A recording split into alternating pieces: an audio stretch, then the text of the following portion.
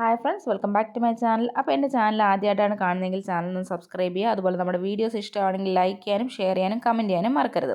അപ്പോൾ ഇന്നത്തെ വീഡിയോയിലോട്ട് പോകാം. അപ്പോൾ ഇന്നത്തെ വീഡിയോയും ഞാനൊരു ഓൾട്രേഷൻ വീഡിയോ ആണ് ചെയ്യുന്നത്. ഞാൻ കഴിഞ്ഞ വീഡിയോയിൽ പറഞ്ഞിട്ടുണ്ടായിരുന്നു ഞാനൊരു റിഡക്ഷൻ സെയിലിൽ കുർത്തി വാങ്ങിയിട്ടുണ്ടെന്ന്. പക്ഷേ ഞാൻ അതിൽ ഒരു കുർത്തി വാങ്ങിയ കാര്യം മെൻഷൻ ചെയ്തിട്ടുള്ളൂ.